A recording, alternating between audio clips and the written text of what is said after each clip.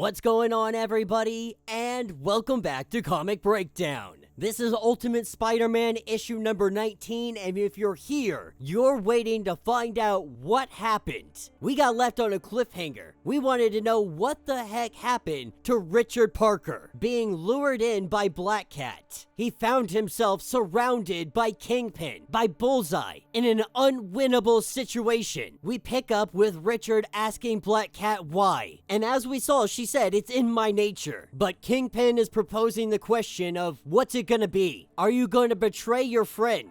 Betray your fellow heroes? Or are we just gonna punch the living crap out of you until you tell us? This is when the suit asks him, what are we gonna do? And at this point, Richard, he doesn't know. He's terrified. The suit tells him, I can take over. If you want me to, I can take over. Richard telling him yes. The suit tells him to close your eyes. Don't you open them until I tell you. And this is where we get the full first true introduction to Ultimate Venom. In the blink of an eye, Venom begins to tear apart everybody. This is an absolute bloodbath. There's nobody walking away. There's nobody surviving from this except for Kingpin. Barely able to make it out of the door, the dude starts running. Kingpin is now seeing he is definitely out of his league. It completely consumes Black Cat's father. Had she not been there, this probably would have been his end. But we hop over to Fisk Tower. Fisk has called a meeting. His Sinister Six, or what remains of the Sinister Six, have all shown up. And it's been months. Kraven is still missing. Now Fisk is asking, where the hell is he? But at this point, nobody really knows. In the worst case scenario, they think he might be working with Mysterio. This is where we see things get kinda heated up. A challenge to Kingpin. But instead of actually fighting, Kingpin, he kind of de-escalates the situation. And he says, look at what they're doing to us. And Kingpin will admit that he has become obsessed with mystery instead of adversary. That we'll deal with Kraven when the time comes. But until then, we have true enemies to crush. When they mention the monster, Kingpin mentions how he set up a trap. He's now suspecting that it was much more. He was hoping that he was gonna catch Spider-Man. Instead, he caught some kind of nightmare. But by all accounts, Felicia says that she doesn't know who Spider-Man is. That she doesn't know his real name. Nor did she know that young Richard would transform into that giant monster. She's also saying that she doesn't know his name. At least for the time being, Kingpin's gonna believe her. But sooner or later, he's gonna find out if she actually has the answers. This whole time, we have Goblin and Mysterio. They're listening in. They hear the entire conversation. They're just gathering intel. They're preparing for when Kingpin's gonna attack them. Later on that day, we pick up at Peter Parker's apartment. We have Moleman, who has snuck in. But as he sneaks in, Peter Parker is here waiting. Peter stops in every day, just thinking maybe someone will show up. Maybe someone will come here that's trying to threaten him or his family. And Spider-Man really has this illusion that once this is all said and done, he's gonna be able to go on living a normal life. And Moleman, he reminds him like, it's amusing that you think that. Like, you're never gonna be able to live in this apartment again. Moleman is here to warn him that they're coming for you. They don't know who you are yet, and because I'm complacent, I've kept your secret. But believe me when I tell you, it's only a matter of time before they do figure out who you are. So I came here to warn you.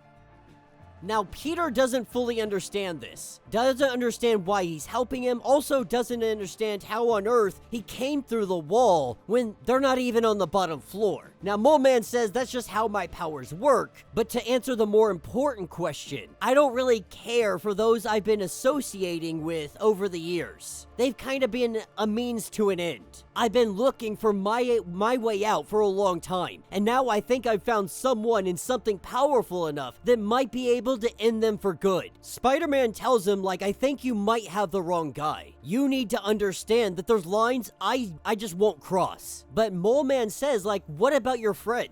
Because I saw the way that those guys tortured you. That kind of stuff changes a person. Spider-Man telling him, I think it's time you should leave. But Moleman tells him, like, my offer stands. It's on the table if you ever so choose to need my help. Later on that evening, we have young Richard who has snuck into the house, or so he thought. But Mom and Dad are right here waiting for him. Now, Mary Jane, she lays into him. She doesn't pull any punches, she's screaming, she's yelling, and And, Peter's like, maybe we all need to take a moment, let everybody calm down. Peter telling the suit that Richard is not to leave. This is where Peter and Mary Jane, they go into the other room, and Mary Jane kinda breaks. She's gotta ask, what are we doing? Like, I feel like I've taken all of this pretty well. I've been a pretty good mom, I've been a pretty good wife. And when you first started all this, I forgave you from keeping it all from me. I knew you were going through something. That maybe if I was patient when you were ready, you would tell me. But when you and Harry were kidnapped, I took care of the kids. I did my best to remain calm. And when you said it was time to run, I ran as hard as I could. But now this stuff with Richard, she thought maybe it would be kind of therapeutic for the two of them. That Richard and Peter would grow closer because of it. But now she's seeing that the suit, it's dangerous. Now Peter interrupts and he says,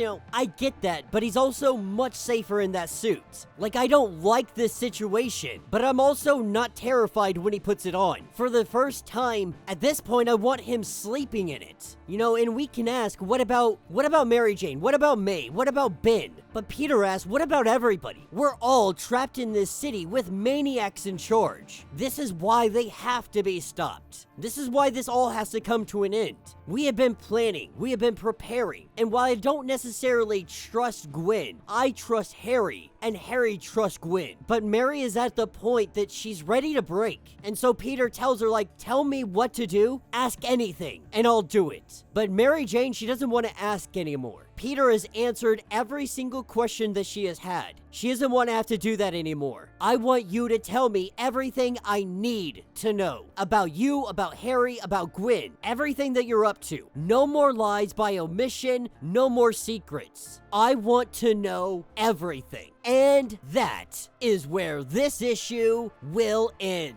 So let me know what you guys think down in the comments. This one isn't hugely action-packed outside of the very beginning and Richard being able to make his getaway. But more, we see Kingpin and his men, they get beat the heck down. They were not expecting this Venom nanosuit, but it came out and it was absolutely devastating. I am very excited to see him truly in action when the time comes. Richard is only just touching his toes into the water of his true potential here. But I think it's fair what Mary Jane is going through. She has been super cool, super calm, super collective, running, taking care of the kids, doing whatever is absolutely necessary. But they find themselves in such a crazy position. It was a year ago that they weren't even in a super they were just regular average day people, and then they were thrown into all of this chaos. It's fair for Mary Jane to take a step back and be like, what the hell is going on? But now that she's being involved in a more active role, could we see Mary Jane taking on one of the personas that we have seen throughout the Marvel Universe? I'm not a huge fan of her being Jackpot, but in this storyline, her becoming Jackpot, it's not necessarily the worst idea. At this point, the whole family is damn near superheroes. You might as well go with it. Usually I'm not a fan of Mary Jane taking on a superhero role, but the way that this is written and the way that Jonathan Hickman has created this dynamic, I actually would believe Mary Jane taking on some kind of hero role. In this case, it actually makes sense. Holy hell, give Jonathan Hickman the Amazing Spider-Man already. Let him write it. He obviously knows what he's doing. He knows how to write it. He knows the character. I say it time and time again, Jonathan Hickman is arguably one of the best writers to come into Marvel Comics in the last 20 years, and he continues to show why. But let me know what you guys think. Let me know your thoughts. Let me know your theories. If you want to get caught up on everything that is going on with this series, go ahead, check out the link in my description as well as the top of this video. It's gonna get you completely caught up on everything that has been happening with the Ultimate Universe. If you would like to support the channel, you can always do so by joining the channel membership. Much like Patreon, having multiple different tiers. From $1 to $50, from loyalty badges to comics every single month. Not only are you helping out the channel tremendously, you are getting tons of perks in the process. Now, if you're unable to do this, do me a favor, subscribe to the channel, like this video, hit that notification bell, and with that being said, until the next breakdown.